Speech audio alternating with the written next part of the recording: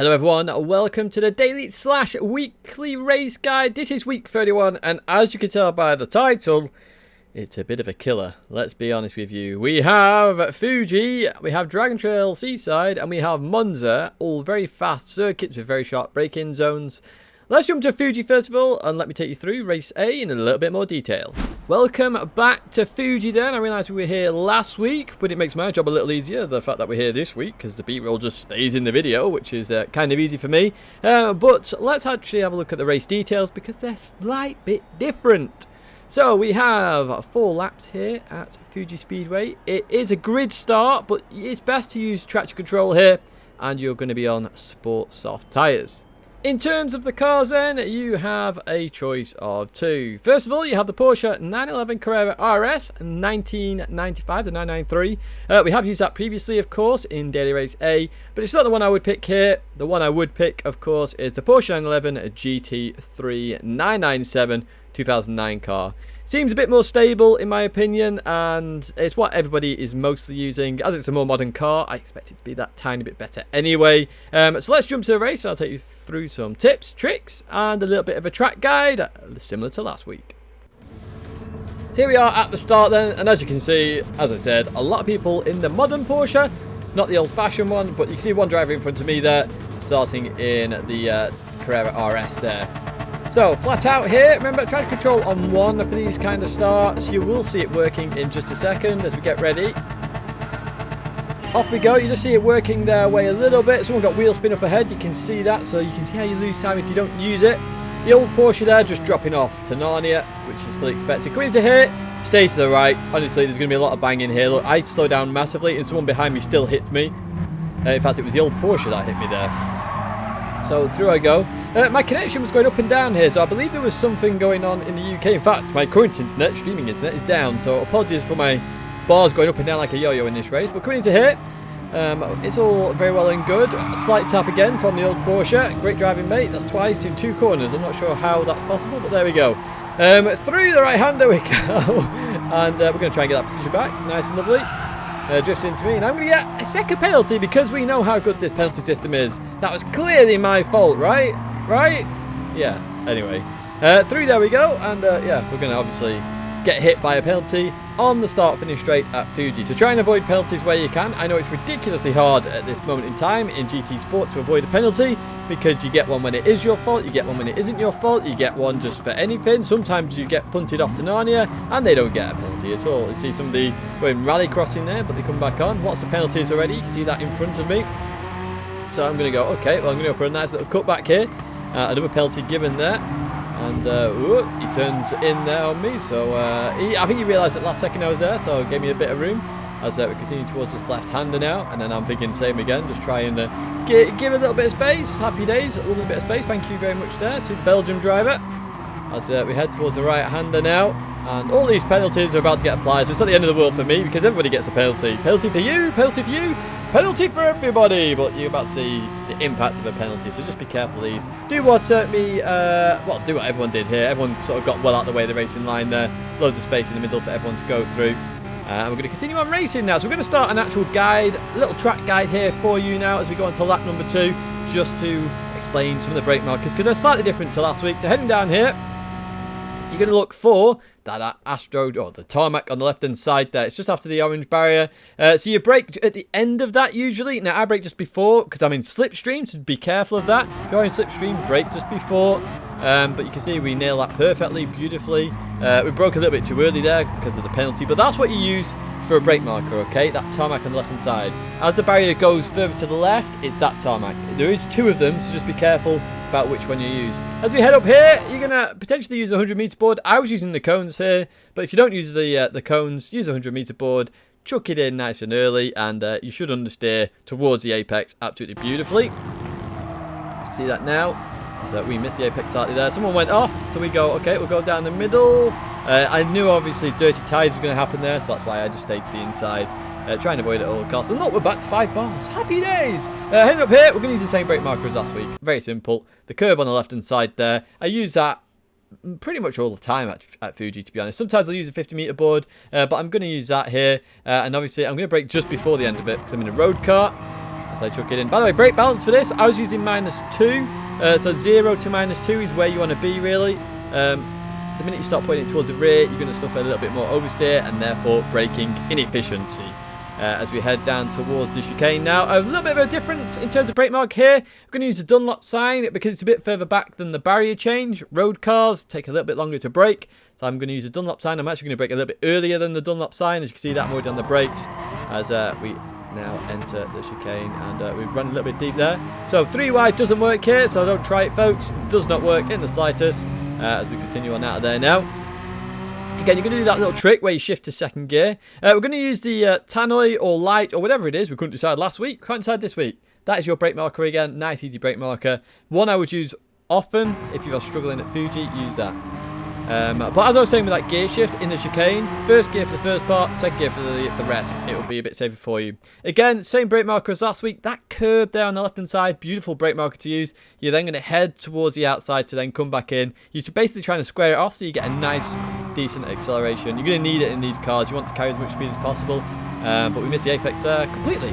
So, you know, not the greatest example, but that's the aim there. And again, the same brake marker here. That barrier? What's a barrier? The barrier for the orange bit at the end. You're going to use that as your brake marker for this last corner. Again, I would stay wide here. Try and go for the better run. It's a long acceleration period. You get a much better run if you can just square it off and accelerate out the corner, as we do here. So we try and go for the slipstream here. The Italian goes for it instead, so I think, oh well.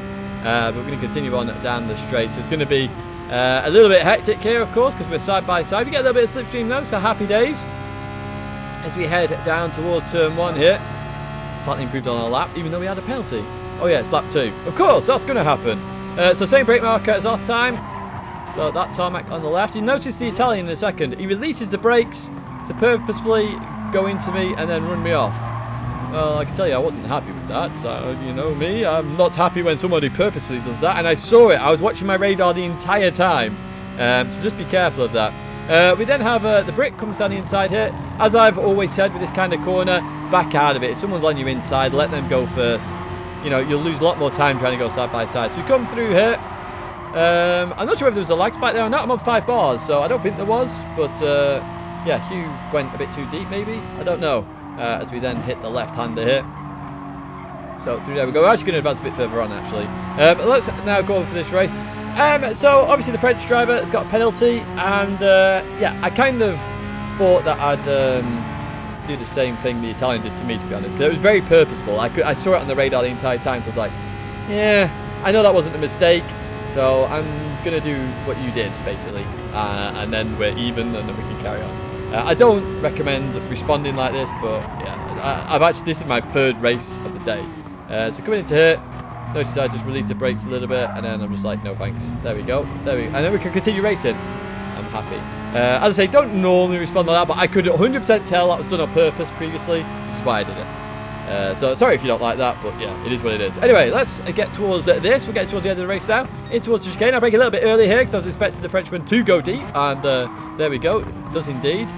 So through we go, and up to second gear, as I suggest. Through there you go. Look how stable the car is. Flat through there. No problemo.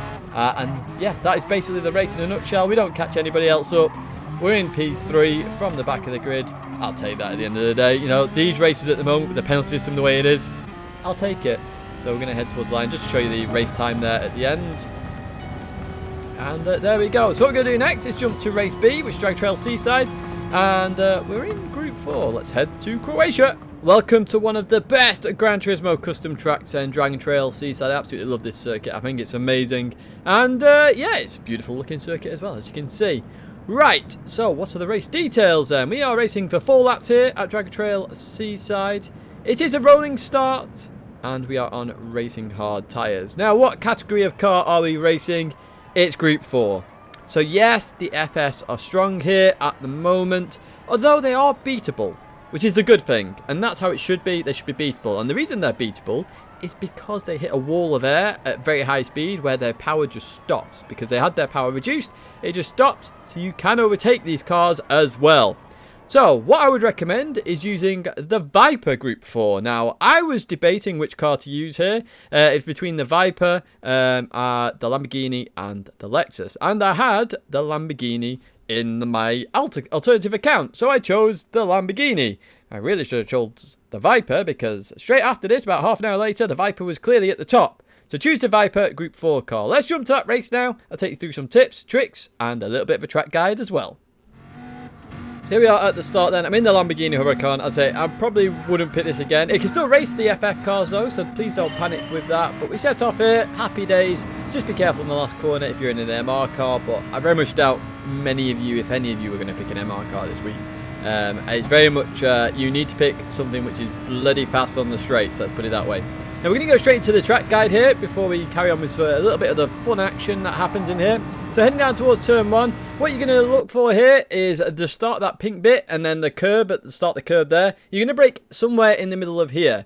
Now in the Lamborghini, I'm braking a little bit early here because the Lamborghini doesn't have very good brakes at all. And we managed to get it stopped in the apex. Try and clip your tyres on the inside of this second one. It'll just pull you around a little bit and you'll get a little bit of a small advantage because if the car gets pulled around, less understeer, you're off and you can maintain a little bit more speed.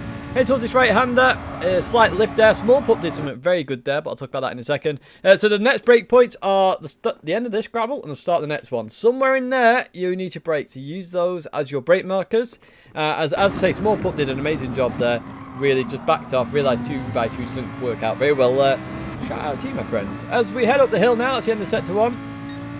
Heading towards sector 2, we are going to use one of my predominant markers I always use here. That orange barrier there is your perfect marker for the S's. You know, dab the brakes, chuck it in, try and get your wheel on the inside of the curb. That's what you're going to do here. As you see now, we don't quite get it on the curb, but that's what you've got to do, or try to do anyway. That'll be the perfect way to do those S's. It's flat then for the rest of them. You're going to have slipstream here. Be careful heading towards this right-hander, the hairpin with slipstream. A lot of slipstream here. Your brake marker is going to vary wildly here, but the main one I use here is that curb. Do you brake right at the start of the curb? Do you brake a little bit after the start of the curb? That's what you got to judge here. Remember, different Group 4 cars will have different brake markers. Use that as your advantage there. Use that marker to gauge where you should brake. As you see, we're going a little bit deep there. Carried a bit too much speed, so we brake a little bit earlier. Anyway, we'll leave that and we're going to head towards the chicane of death, or chicane of doom, or I don't know what else you want to call it. The chicken, of course. Going through here, it's fairly flat out. I lift a little bit here just to make sure I make it every single time. You see that lift there. Try and cut the right. You can see the Spaniard there just hit the barrier. We're going to have a run on the German here as well. And another Spaniard there lost out in the TT as well. Heading towards the right-hander now. So what you're going to do is use that curb there. To start that curb as your brake reference. You can also use the brake markers as well. There's a 100-meter board there. But I always use the curb because, I don't know, I just find it easier to use the curb. No other reason than that. So we come into the braking zone. We get it stopped there beautifully. The Lamborghini tries to go for the cutback. It doesn't quite work there. And we continue on out that corner into P12. Happy days. Of course, we're going to have a little bit of fun now with the racing. So not too many brake markers there for you to use. How many is that? 1, 2, 3, 4, 5. You've only got 5. So, you know, fairly flat out race, which is why you want to pick a fast car. Anyway, heading towards turn 1. You see, we're just losing a tiny bit to the Audi. Nothing major. In towards the braking zone. And if you look on the radar, one's gone too far, another one went too deep, hit the Lambo into me, who went off into the gravel, who then hit the Spaniard in the other TT, who had actually completely outbroke themselves. But, you know, they missed everybody and went straight into the gravel. So, you know, fair play with that. Good avoidance, avoiding action there. So, continue on a bit further on. Obviously, we're at the chicken again. And are we going to die here? No, we're not. Slight lift, through we go. We can have a good run on the Spaniard here. As we head towards the right-hander here. And in towards the braking zone. What's going to happen here? Just have a little bit of a nosy. We literally broke at the start of the curb there. Spaniard just turned in just as I stopped the car there. Obviously, I was just off the apex, but there was loads of room to my left there. So no harm, no foul with that move there. That was fair play. It was just one of those where you turn in a bit too much and the car's already there. We've had a bit further on and we're racing the Lambo and another 2 TTs up ahead. They're the main ones that were involved in the incident, although one of them that was involved in the incident, actually. I apologise, because small pup definitely wasn't. So into the right-hander we go. And you can see everybody just trying to accelerate out as fast as they can. You will suffer with understeer, as Felix was there, so we can get on the inside. Happy days. So just be careful of that understeer. It will cause issues, especially if you're in an FF car, of course, because that's what they do, as we continue through the chicken. And we nailed it beautifully there. Front lifts up in this car, of course, because it's MR, so there's no weight over the front, so it just bounces up like anybody's business as we head towards the right-hander now. So we've got a bit of a run on the TT, so you can race them, as I say. It's not the end of the world if you don't pick an FF car. As you see, Bilboni goes too deep. Now, the one thing I will say, because Bilboni went too deep on the other corner as well, if you're listening, Bilboni, try avoid trying to outbrake everybody constantly. It doesn't work. It really doesn't work. I'm not sure whether it's you've just not practiced or whatever it might be, but yeah, you're constantly trying to outbrake people. It doesn't work. So as we head towards here, small putt goes defensive. Look on the radar again. Look who it is. Boom. Not sure why they wanted me to go there, but even so, yeah, just back off a little bit. It's all good. Anyway, continue on now towards the slight right-hander. See a bit of a sketchy one, and then in towards the braking zone, and then we got hit from behind, and then we're going to get hit again by the same person. So that wasn't very nice. I got a 2-second penalty though, so proposed penalty system actually working a treat there, to be honest with you. The one and only time I've seen it work a treat so far, this new penalty system, but there we go. Head towards the line. That's going to be the end of that one. So let's head to Destruction Derby, Monza now, for Race C. Welcome to Italy then, and what I would say, as I just said, is Destruction Derby. This is where, if you are doing this race, it's a high chance of you getting a DR reset or your SR dropping a fair amount here and you dropping out of a split that you would normally be in. So we are in Monza. There is a chicane at turn 1. There's normally death there. Just be careful. Now in terms of the race details, we are racing 10 laps here at Monza. It's a rolling start, so I like to hope that it's a little bit less chaotic than normal. We are racing on racing medium and hard tyres, with the hard tyre being the only one that is required. Fuel usage times 6. This pleb forgot about that and was revving his engines at the start, so you'll see that shortly. So it is a fuel saving race. And also tyre wet times 13, so the tyres do get hit hard here as well. Both the fuel and tyres mean that you will have to pit in the race. So there is some strategy here as well. Now with Group 3 and Monza, you're after the faster cars here, faster in a straight line, or the fuel efficient cars. The problem is, if you're trying to save fuel, you're more than likely going to be in the pack where more penalties happen. So I decided I'd just go for the fastest car of them all and try and race flat out, or fairly close to flat out, and I went for the Nissan GTR as it was top of the leaderboard at the time. So let's jump to the race, and yeah, this one's a bit chaotic. So here we are at the start. As always with Group 3, I show you the grid. So you can see a wide variety of cars here. Anything from the BMW Z4, which was a surprise to me, to the RCZ. Shout out to the Indian driver, by the way. I don't see India very often in these races. So shout out to you just for being here, to be honest. It's nice to see another country being represented in a race. So as you can see, don't do this at the start. I completely didn't realise it was a fuel race when I started. I just jumped in and started playing. Yeah, don't rev your engine, literally don't do anything, wait until the green flag, or at least it says start, and then off you go racing. Started P18 out of 20, we don't set times of course as we kick off, and you'll see straight off the bat here, somebody lets everybody go here, the Alfa Romeo driver there, lets everybody go, so I assume trying to get the SR up. Now I assumed I had high SR on this, but I'm not sure because the lobby was varied between A+ with Giuseppe in front of me to D, so it's, I don't know, it seemed pretty weird to me, this lobby. But anyway, head down towards turn 1 here, in the fast car of course, as we head towards the braking zone. Be very careful in this braking zone. Fortunately with a rolling start everyone is a bit more sensible, but you can see here Giuseppe went for the outside. It's one place I wouldn't go, and unfortunately for Giuseppe he gets a 2-second penalty there. Ouch, and that is a sign of things to come, I can tell you that much. So you can see this Mercedes driver all over the place, no idea what they were doing there, but we managed to get past. So instantly I'm thinking I need to somehow survive this, so I'm staying to the left here. Obviously I'm nowhere near Giuseppe at that point, I'm not trying to go for an overtaking move. There's the Mercedes driver, one hits Giuseppe, and unfortunately I suppose, Giuseppe doesn't get another penalty. I go through that Subaru driver, that was a huge risk. As we head towards this right-hander now, and we do get some clean racing here side by side with Giuseppe. I just clicked the curb there, over-rotated the car a little bit, so I had to back off there, and then I do the smart thing here, just back off for this corner. There's no point going too wide here. I know Giuseppe's got a penalty as well, but I wouldn't go too wide there anyway. There's 10 laps in this race, I'm not going to win it on that corner.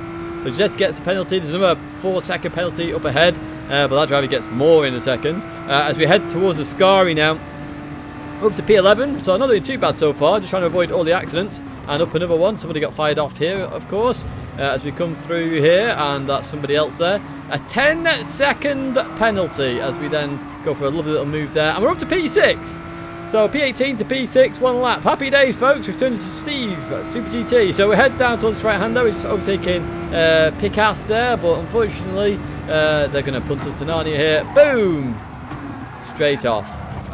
So yeah, GG with that one. So we come back on. And a little bit sketchy coming back on there, but we survive. Agility goes past us there, and who else goes past us here? La-di-da with that 10-second penalty. My word, that is a huge penalty. No idea what that was for, but massive. It might not even be La-di-da's fault. I have no idea, because literally with this penalty system, you're guessing who's at fault and who isn't at the moment in terms of why people have got penalties. So I'm just trying to avoid all contact at all costs. So we head towards turn 1 here. Look, everybody's driving fairly sensibly. Everyone's a little bit of side-by-side contact there. Oh, Giuseppe has a little bit of contact there. And La-di-da accidentally hit Giuseppe, and I thought I was going to get a penalty for that. Fortunately, I don't. And we're actually overtaking the Hyundai. Yes, there's a Hyundai in the race. Oh, I can't believe what I'm seeing, to be honest with you, as we head down towards the chicane here. We've got a good run on this Mercedes, so I go for it down the inside. And then the Mercedes driver just turns into me. I have no idea why.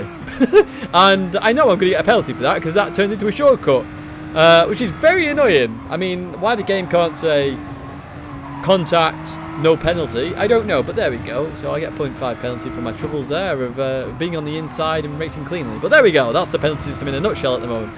So we're going to overtake the Z4 driver because they have a 5-second penalty now rather than the 4. So they added 1 for the punt. And we continue on now, and we're P3. So P18 to P3 and the penalty to boot. We've not done too bad here, but as I say, this race was pure carnage. Even just to get there, you've seen so much carnage in this race.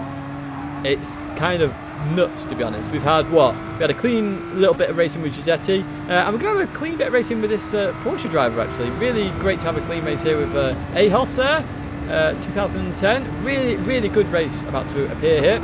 So heading towards the Parabolica here. I nearly forgot the corner of the name then. I'm sure the Italians will want to hunt me down in that situation. We come through there, so obviously the Porsche driver's going to have a lot of slipstream here. I still didn't realise it was a fuel race at this point, so you'll see me revving the nuts out of the car.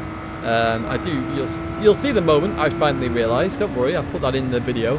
As we head towards turn 1, look at the Porsche driver now, a huge run, and that's on the GTR as well, remember, as we head down towards the chicane here, and we're going to go side by side. Look at this. You can do it, folks. You can do it. It is possible, and we nail it beautifully. Absolutely beautifully. Although I do see that he gets a 1-second penalty, and I have no idea what this is for, because I can see it flashing, which means it was fairly recent. I don't get it. There was no contact at all anywhere in that corner, but there we go. Maybe the penalty system's just decided to just throw them out randomly, like the lottery. Who knows? Anyway, come through here. I'm going to carry on now, and well, what we'll actually do is we'll advance a little bit further later on in a second, because before I advance it, I want to show you the moment I finally realised it's a fuel race. So we're going through Les Mode 1 here. I'm about to head to Les Mode 2. Come through here, watch that right side of the screen. In a sec, there we go. And then notice how I short shift straight away? Ah, crap, it's a fuel race. I didn't realise. But fortunately we're in P2 and we built up such a gap to behind, like crazily, we built up a massive gap here. So we head towards the Parabolica. We are going to do a track guide as well, don't worry folks, for those waiting for that. That is coming, don't panic, as we come through here. So I was sliding on the medium tyre, which I was actually glad for, because it meant I got through the pack pretty quick without worrying about grip. I would normally argue you start on the harder tyre further back and then the medium, but you saw the carnage. I mean, potentially if you can get away with it, get through the carnage, it's fine. And you can see how slow the fueling is here. This is why I've kept this in, just to show you the fuel rate and how long it takes to get the fuel in the car. It's massive.